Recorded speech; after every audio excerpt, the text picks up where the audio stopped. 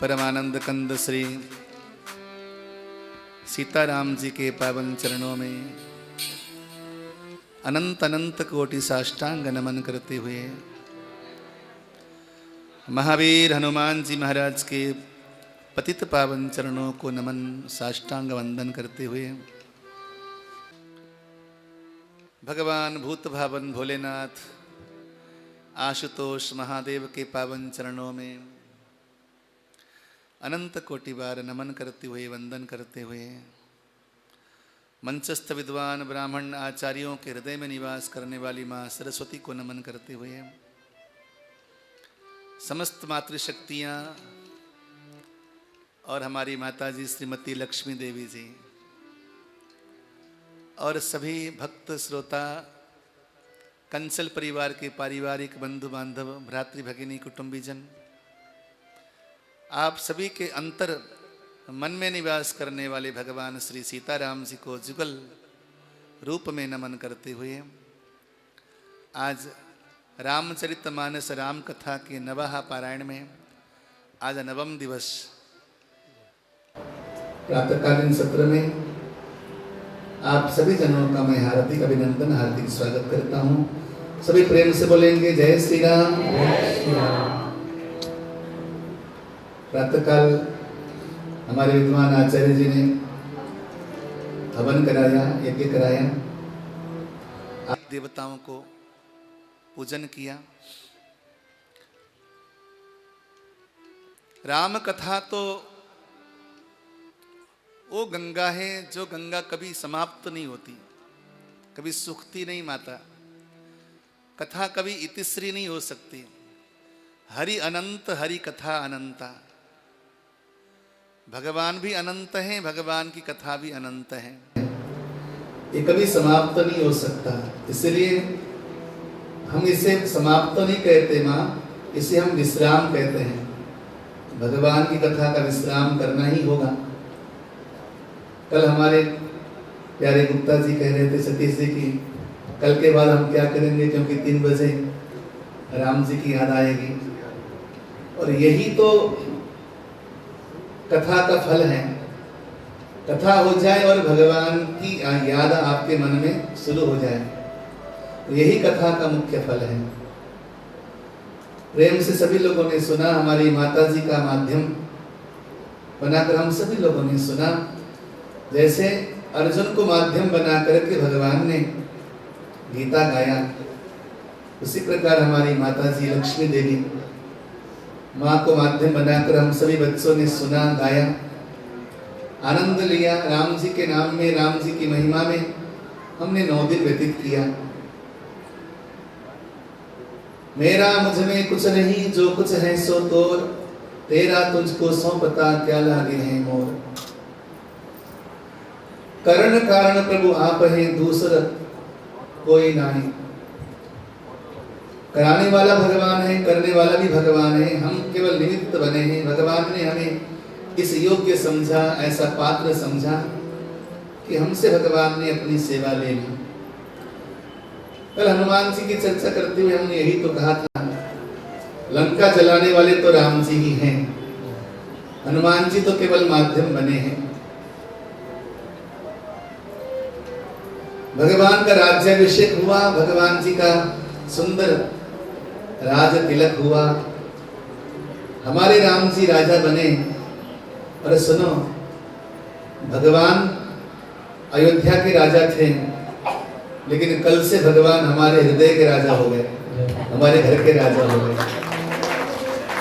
अयोध्या के राजा जब थे, लेकिन अब तो हमारे मन के राजा हो गए, हमारे हृदय के राजा हो गए। भगवान माँ सीता के साथ सुवर्ण सिंहासन में हमारे मन में निवास करना। संसार के प्रति हमारा कर्तव्य वो बना रहे, हम कर्तव्य निभा सकें। पिता का कर्तव्य, पुत्र का कर्तव्य, भाई का कर्तव्य, बहन का कर्तव्य, वो सारे कर्तव्य निभा सकें। लेकिन हमारे प्रत्येक कर्तव्य में केवल आपकी पूजा हो, आपका सुमिरन हो। हमारे प्रत्येक कर्म कर्तव्य में केवल आपका स्मरण हो और आप ही माध्यम बनना उसमें। हमारा, जैसे मैंने कथा सुनाई थी एक दिन विठल नाथ जी की, हमारे बच्चों में हम राम जी को देख सकें, हमारे माता पिता में हम सिया राम जी के दर्शन कर सकें, हमारे भाई में हम भरत और राम जी का दर्शन कर सकें, हमारा सारा जीवन ही रामायणमय हो।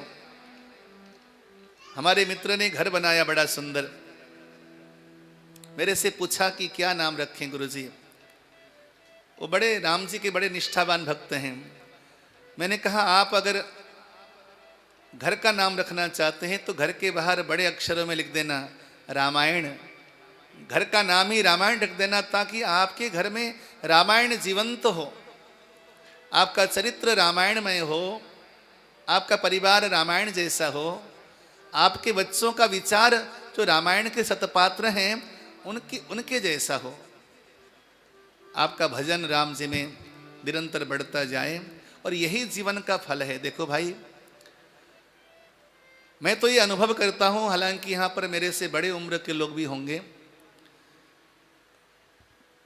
11 वर्ष की आयु में मैंने घर गृहस्थी माता पिता को छोड़कर गुरुकुल में गया था, और तब से लेकर निरंतर मैंने जीवन में पढ़ाई भले कम की है, लेकिन अनुभव मैंने ज़्यादा किया है। मैंने अनुभव में ये देखा है कि संपत्ति तो नित्य नहीं रहती, संपत्ति तो छूटने के लिए होती है, और जो संपत्ति कमाने के बाद इंसान भोग न सके वो संपत्ति भी नहीं मानता उसको मैं। संपत्ति अगर भोग न पाओ आप और केवल जोड़ते जाओ, संपत्ति का सदुपयोग न करो, धन का सदुपयोग न करो, तो धन है नहीं, उसे मैं धन मानता नहीं हूं। मैं मानता हूं, जानता हूं कि मेरी माँ बहुत धनपति नहीं है, छोटे से घर में रहती है, लेकिन आज मैं व्यास गद्दी से कह सकता हूं कि मेरी मैया लक्ष्मी देवी से बड़ी धनपति महिला मैंने जीवन में नहीं देखी। जय हो। क्यों? उनके पास मुट्ठी भर पैसा था। हमें मालूम है कि उनका स्वास्थ्य भी कम अच्छा रहता है। वो जीवन के रहस्य को समझ गई हैं। हम मुक्ति की बात करते हैं माँ, मैं तो ये समझता हूं कि आपके इस अवस्था में राम जी के चरणों में जो आपकी रुचि है, ये रुचि ही आपकी मुक्ति की अवस्था है। मैं ये जानता हूं कि आपको मुक्ति पाने के लिए मरना नहीं पड़ेगा, आप जीते जी मुक्त हो गई हैं। क्यों? क्योंकि आपका चित्त राम जी में लग गया है। वो लोग झूठ कहते हैं जो यूं कहते हैं कि मरने के बाद इंसान को मुक्ति मिलती है। आप इस चरित्र से समझना कि मुक्ति के लिए इंसान को मरना नहीं पड़ता, केवल विचारों को सही दिशा में मोड़ना पड़ता है, जो कि हमारी मैया ने अपने विचारों को सही दिशा में लगाया है। मृत्यु तो एक दिन हर किसी को आनी है, आपको आएगी, मुझे आएगी, ये सारा संसार ही मृत्यु लोक है। सदा सर्वदा रहने के लिए हम कोई भी यहाँ पर नहीं आए हैं, हम सभी केवल यात्री हैं और यात्रा कर रहे हैं। न जाने कब किसकी मंजिल आएगी, कौन कहाँ उतरेगा, किसी को नहीं मालूम। विगत 2 वर्षों में जो हमारे बहुत निकट थे, बहुत घनिष्ठ थे, बहुत ऊंचे संकल्प थे जिनके, बहुत ऊंचे ख्वाब थे जिनके, उन सब के ख्वाब धराशायी हुए कि नहीं हुए? बताइए।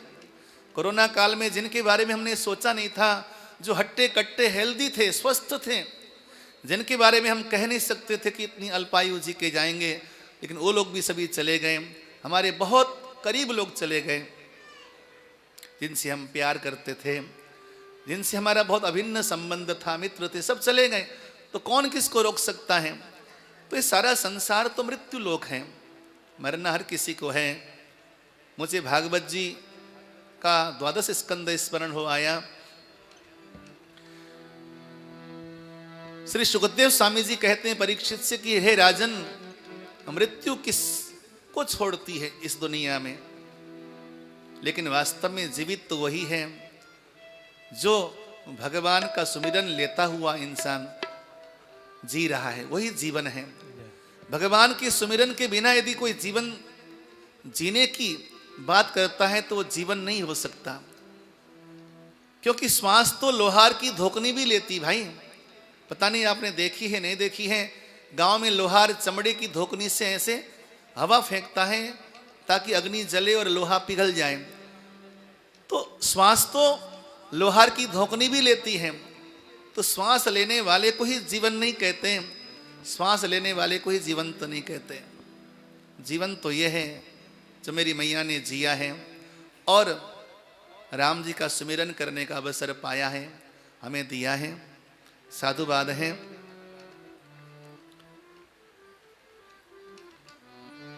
संतों ने बड़ी सुंदर बात कही, हाथिन के दांत के खिलौने बने भांति भांति, हाथिन के दांत के खिलौने बने भांति भांति, मृगन की खाल तपसी न मन भाई है, बाघन के खाल को ओढ़त हैं जोगी जति, बछड़े की खाल थोड़ी पानी भर लाई है, गैंडन के खाल को ओढ़त सिपाही लोग, गैंडन के खाल को ओढ़त सिपाही लोग, सावर की खाल राजा राज ने सुहाई है, कहे कभी दया राम हरि के भजन बिना, कहे कभी दया राम हरि के भजन बिना, ये मानुष्य की खाल कछु काम नहीं आई है, ये मानुष्य की खाल कछु काम नहीं आई है।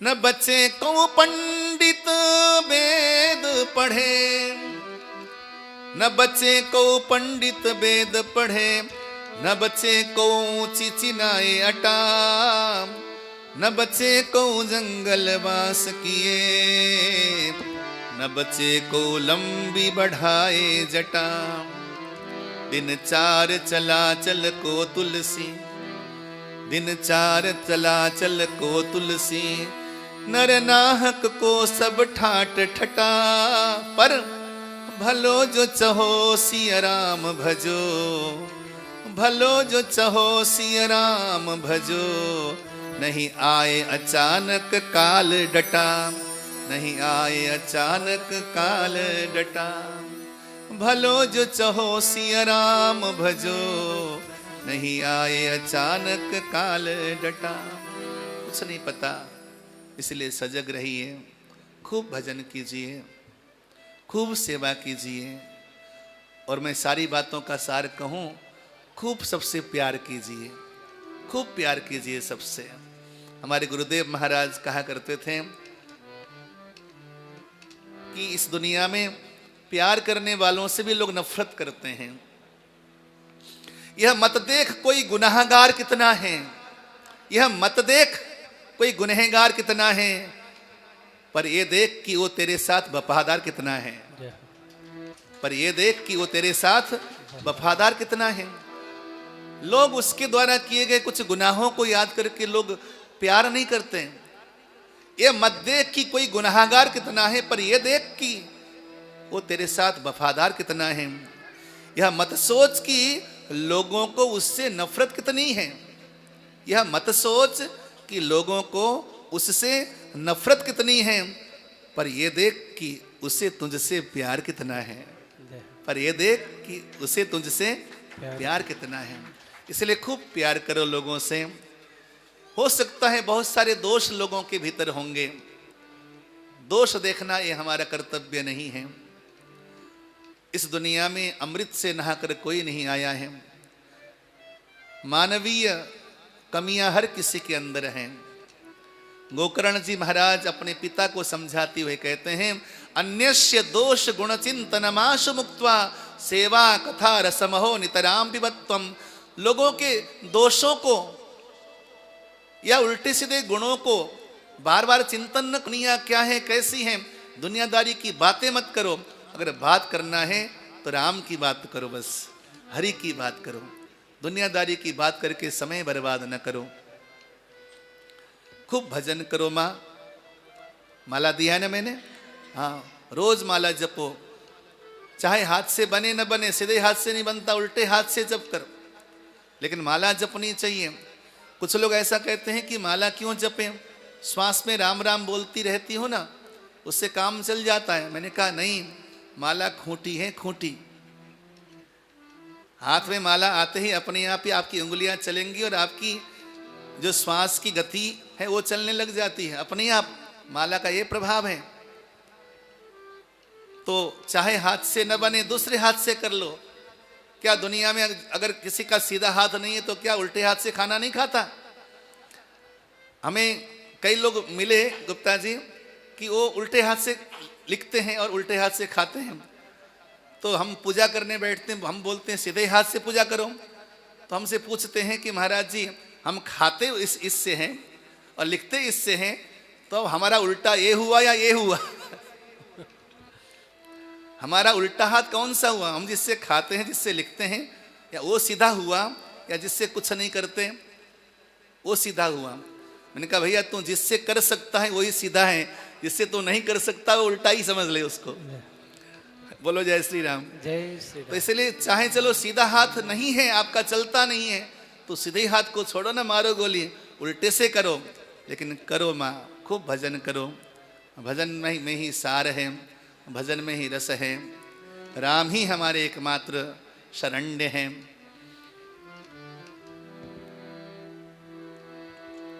यहाँ पर गरुड़ जी का और काकभुसुंड जी का बड़ा सुंदर संवाद से रामायण का विश्राम है। भक्ति और ज्ञान में कितना अंतर है इसका विवेचन करते हुए बड़ी सुंदर बात कही। आजकल ज्ञान की बड़ी लंबी लंबी बातें करते हैं लोग, लेकिन ज्ञान क्या है? वह ज्ञान ज्ञान नहीं है जो ज्ञान व्यवहार जन्य न हो। जो ज्ञान व्यवहार में लाया न जा सके वो ज्ञान किसी काम का नहीं, वो लल्लू पंगु ज्ञान है। हम जानते हैं कि गंगा जी कहां पर हैं, गंगा जी जाने का रास्ता क्या है हम जानते हैं। हरिद्वार कहां पर है, हम जीवन भर हरिद्वार हरिद्वार चिल्लाते रहे, रास्ता भी हमें मालूम है, रोड मैप हमें मालूम है, कितने में वहां पर पहुंचाता है बस वाला या गाड़ी वाला हमें मालूम है, लेकिन हम वर्षों से गंगा नहाने गए नहीं। तो केवल जानने मात्र से गंगा स्नान नहीं होगा, गंगा स्नान तो चलकर जाना पड़ेगा तो गंगा स्नान होगा। उसी प्रकार जानना ज्ञान है, लेकिन जाकर नहाना, डुबकी लगाना वो भक्ति है। भगवान को जानने मात्र से काम नहीं चलेगा, भगवान में डुबकी लगाना पड़ेगा। गुण कैसे बनता है, गुण बनने की सारी विधि ज्ञान है, लेकिन गुड़ की ढेली लेकर मुंह में डालना वो भक्ति है। मैं तो ऐसा कहता हूँ, ऐसा मानता हूँ और मैं अनुभव में लाता हूँ। भले ही गुण कैसा बना हो उसकी जानकारी रहने दो, जैसे गुण सामने आ जाए उसी को खा लो, बस आपका काम पूरा हो गया। उसी प्रकार भगवान क्या है, कहाँ है, कैसा है कि नहीं है, इस पचड़े में मत पड़ो, बस भगवान का भजन कर लो, आपका तो कल्याण हो गया, चलते राम बनो। बोलो जय श्री राम। जय श्री क्या धरा है कि कौन कैसे बना है? कभी सोचते हो होटल का खाना कैसे बनता है? कभी जाकर होटल में रसोई में जाकर देखना, तो जीवन में कभी तुम होटल में खाना नहीं खाओगे, कभी जिंदगी में नहीं खाओगे खाना तुम। एक समय हम अहमदाबाद जा रहे थे, तो अहमदाबाद में हम राजधानी में थे ना, राजधानी में जा रहे थे, तो क्योंकि लंबी सफ़र है तो हमारे जजमान ने बोला कि आप रास्ते में भोजन करते आना। तो ट्रेन में भोजन की व्यवस्था भी होती है और बढ़िया भोजन का मेनू तैयार किया और हम चले। तो भोजन का समय था, तो भोजन करने से पहले हाथ धोने की आदत होती है कि जाकर हाथ धोकर आ जाता हूँ, मैं भोजन कर लेता हूँ। महाराज जैसे ही मैं हाथ धोने के लिए गया वास बेसन की ओर, तो वहाँ पे जो भोजन की प्लेटें सजा रहा था ना, उस दृश्य को देखकर मैं आज तक मैं ट्रेन में पानी भी नहीं पीता। यदि होटल में जाकर पता लग जाए कि भोजन कैसे बनाते हैं तो जीवन में कभी खाना नहीं खाओगे आप। वहां तो बगैर जाने बगैर सोचे विचारे आप खा लेते हो खाना, पेट भी भर जाता है और टनाटन चल जाता है। तो फिर यहाँ पे क्यों तर्क करते हो? भगवान है नहीं है, क्या है कैसा है, सब छोड़ो, बस गुरुजी ने बोल दिया, पिताजी ने बोल दिया, माताजी ने बोल दिया, भगवान है तो है, भजो भजन करो और चलो राम जी के मार्ग में, आनंद लो। दुनिया में उलझनों में पड़ोगे तो उलझनें बढ़ती जाएंगी, बढ़ती जाएंगी। भगवान ने यही बात शंकर जी ने समझाया है पार्वती को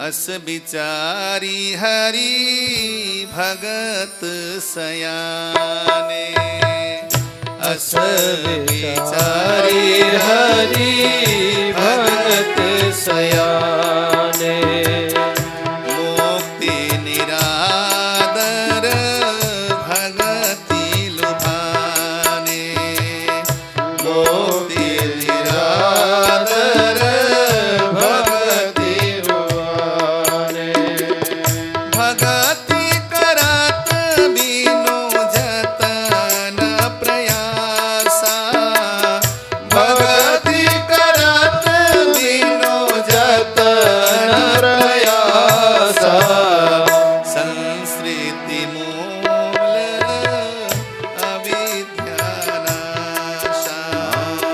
संस्कृति मूल अविद्यानाशा, संस्कृति मूल अविद्यानाशा। इसलिए भक्ति का मार्ग श्रेष्ठ मार्ग है। और ऐसा नहीं कि ज्ञान उपेक्षणीय है, ज्ञान भी अपने आप में श्रेष्ठ है। लेकिन आजकल के जमाने में कंप्यूटर का जमाना है, सैटेलाइट का जमाना है, इस जमाने में हर चीज की शोध की जाती है, दुनिया में हर चीज का शोध कर रहा है इंसान, लेकिन अध्यात्म के बारे में इंसान बिल्कुल अज्ञानी होता जा रहा। समय ही नहीं लोगों के पास। किसी से कहते भैया कुछ ऐसा उपाय करो कि भगवान का भजन पूजन करो, उसके पास टाइम ही नहीं है। हाँ, कुछ लोग जागृत हैं। विगत दिनों में मुझे एक ऐसा इंजीनियर मिला जो इसरो में है, बहुत बड़े पद में है, इसरो में काम करता है, लाखों का पैकेज है उसका।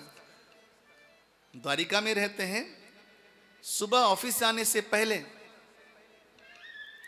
32 माला हरे राम हरे कृष्ण का जाप करके जाता है बंदा, 32 माला।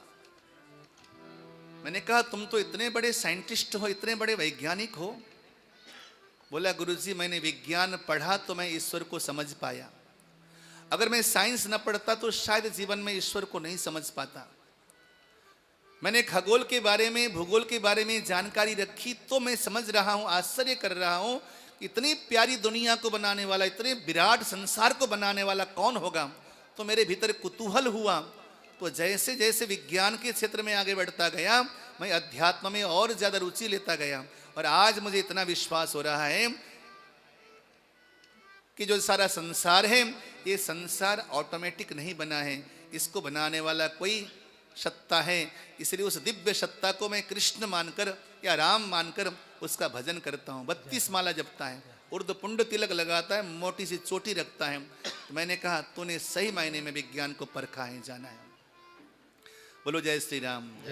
इसलिए कहते हैं कि ठीक है, ज्ञान अपनी जगह सही है, लेकिन भक्ति अपनी जगह श्रेष्ठ है। भक्ति का मार्ग नहीं छोड़ना चाहिए। बारी मथे घृत होई बरु, सिकताते बरुते, बिनु हरि भजन न भवतरिया, यह सिद्धांत अपे। एक बार पानी को मथकर घी निकाला जा सकता है, संभव है। एक बार बालू को पेल कर तेल भी निकाला जा सकता है, ये भी संभव है। लेकिन बिना भगवान के भजन के भवसागर से पार चला जाए, ऐसा कोई संभव ही नहीं है। इसलिए प्यारो, भगवान का भजन मत भूलो, केवल सुनकर मत जाना। समय निकले, ठीक है, तुम जैसे भी हो, हम जैसे भी हैं, मैले हैं, कुचेले हैं, गंदे हैं। किसी ने हमसे कहा गुरुजी मैं थोड़ा शराब पीता हूँ, शाम को सोने से पहले 1-2 पैग लगा लेता हूँ, तो मैं क्या भगवान के मंदिर में जा सकता हूँ? मैंने कहा सुबह नहा के चला जाना, रात को पीता है ना, सुबह चले जाना। हाँ, संभव है तो धीरे धीरे तो इस दुर्गुण को छोड़ दे, क्योंकि ये जो मदिरा है, जो सिगरेट है, ये इंसान के स्वास्थ्य को बिगाड़ता है, फेफड़े खराब कर देता है, लीवर कमजोर कर देता है। तो सब मत खाना, धीरे धीरे तू छोड़ता जा, लेकिन ऐसा मत समझ कि तू भगवान को भजने का पात्र नहीं। तेरे मन में अगर किंचित भी अपने आप को छोटा समझता है ना, तो छोटा समझना ही तू भगवान के करीब है, ऐसा समझ ले।